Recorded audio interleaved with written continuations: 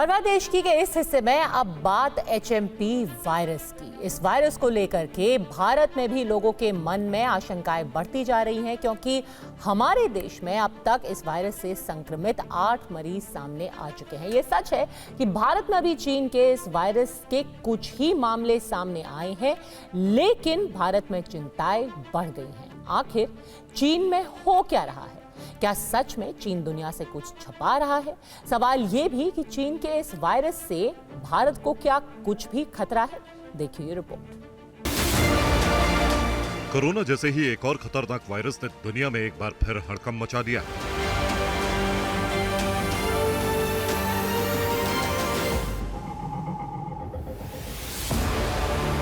क्या एक बार फिर दुनिया पर मंडरा रहा है कोरोना जैसी महामारी का खतरा?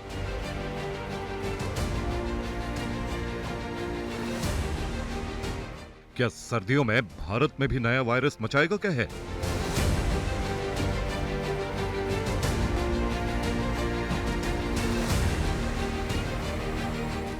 ये सवाल इसलिए उठ रहे हैं क्योंकि कोरोना की तरह यह वायरस भी महज 1 महीने के अंदर चीन के अलावा कई देशों में फैल चुका है। खासकर चीन से लगे पड़ोसी देशों में यह वायरस तेजी से फैल रहा है।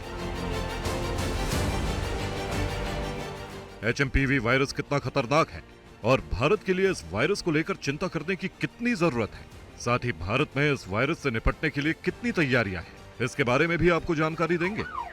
लेकिन उससे पहले आपको दिखाते हैं कि पूरी दुनिया में चीन के इस वायरस ने कैसे अपना शिकंजा फैलाना शुरू कर दिया है। रिपोर्ट्स के मुताबिक चीन के अलावा Hong Kong, Taiwan, Malaysia, Cambodia, Kazakhstan, Japan, Britain और भारत में भी यह वायरस दस्तक दे चुका है। चीन में 10 दिनों में एचएमपीवी संक्रमण के केस 529% बढ़े हैं। चीन के वुहान में एक साथ 30 बच्चे एचएमपीवी वायरस से संक्रमित मिले। चीन के अलग अलग शहरों में स्कूल बंद करने का फैसला लिया गया है। दावा किया गया है कि चीन के कुछ हिस्सों में स्टेट इमरजेंसी लग गई है। चीन में एंटीवायरल ड्रग की भारी कमी के चलते ब्लैक मार्केटिंग शुरू हो गई है। WHO ने चीन से इस वायरस की डिटेल मांगी, लेकिन चीन इस मामले में सच्चाई बताने से बच रहा है, जबकि चीन में यह वायरस नियंत्रण से बाहर होता जा रहा है और चीन के अस्पतालों में इस वायरस से बीमार मरीजों की भीड़ लगी है। चीन में छोटे बच्चों के साथ साथ बुजुर्ग और कमजोर इम्यूनिटी वाले लोग भी एचएमपीवी वायरस की चपेट में आ रहे हैं। ये सवाल अपनी जगह है कि कोरोना की तरह यह वायरस भी आखिर चीन से ही क्यों दुनिया में फैलता जा रहा है? क्या चीन एक बार फिर दुनिया से कुछ छिपा रहा है?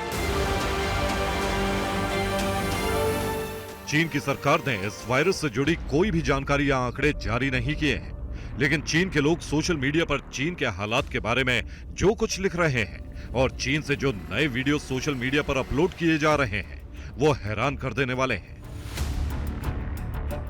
सोशल मीडिया पोस्ट में चीन के नागरिक और वहां के कुछ डॉक्टर भी दावा कर रहे हैं कि नए वायरस से संक्रमित होने वाले केस लगातार बढ़ते जा रहे हैं। चीन में नया वायरस किस तरह लोगों को बीमार बना रहा है, इसका सबूत चीन के अस्पतालों के इन नए वीडियो में देखिए।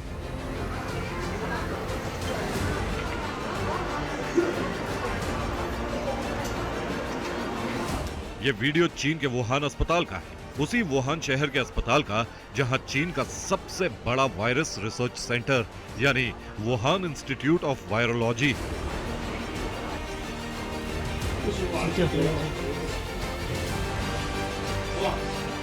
आपको याद दिला दे कि कोरोना के शुरुआती मामले भी चीन के इसी शहर से आए थे और अब चीन के इसी वुहान शहर के अस्पताल में एक बार फिर मरीजों की भीड़ लगी।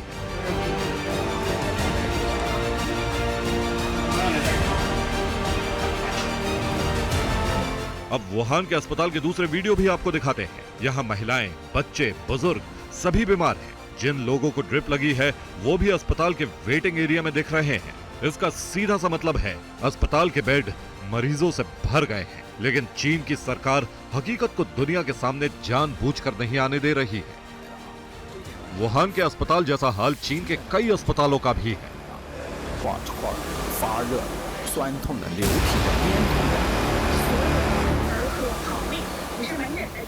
मरीज सोशल मीडिया पर दावे कर रहे हैं कि किस तरह चीन में एचएमपीवी वायरस का प्रकोप लगातार बढ़ता जा रहा है।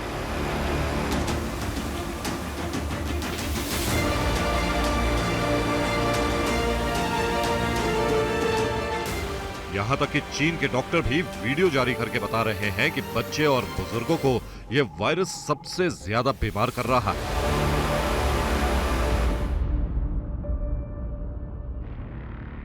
दावे के अनुसार चीन के वुहान में दिसंबर से ही वायरस का प्रकोप बढ़ा है। वुहान में एक साथ कई वायरस लोगों को बीमार बना रहे हैं। चीन के वुहान शहर में बुखार की वजह से अस्पताल पहुंचने वालों का नंबर अचानक बढ़ा है। इस बीच चीन के रोग नियंत्रण और रोकथाम केंद्र यानी CDC ने कहा है कि HMPV वायरस के खिलाफ कोई टीका या दवा असरदार नहीं है। इस बीमारी के लक्षण भी पर्सन टू पर्सन अलग अलग होते हैं। ऐसे में सवाल है कि क्या वुहान शहर में एक बार फिर वायरस बेकाबू हो गए हैं? क्या वुहान इंस्टीट्यूट ऑफ वायरोलॉजी से एक बार फिर वायरस लीक हो गए? क्या चीन की सरकार कुछ ऐसे वायरस से होने वाली बीमारियों के बारे में दुनिया को नहीं बताना चाहती? अब आप सोच रहे होंगे कि भारत में जिन लोगों को यह वायरस अपना शिकार बना रहा है उनकी कोई ट्रैवल हिस्ट्री रही होगी। तो आपको बता दें कि ऐसा बिल्कुल नहीं। तो फिर यह वायरस भारत कैसे पहुंचा? भारत में इस वायरस से कितना बड़ा खतरा है, यह सवाल भी काफी गंभीर बन गया है और चीन से निकले वायरस ने भारत को भी सतर्क कर दिया है।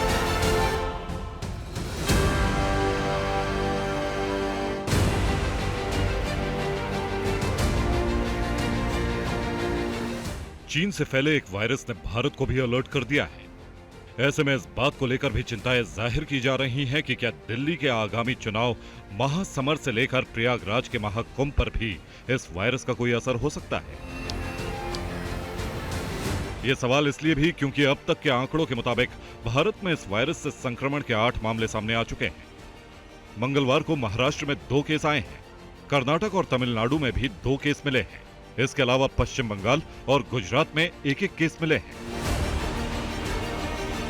दूसरे राज्यों में भी अलर्ट कर दिया गया है और स्वास्थ्य विभाग हर स्तर पर तैयारियां कर रहा है। लेकिन भारत में HMPV वायरस के मामले आने के बाद सबसे बड़ी चुनौती यह है कि इसका टेस्ट हर जगह नहीं हो पा रहा है।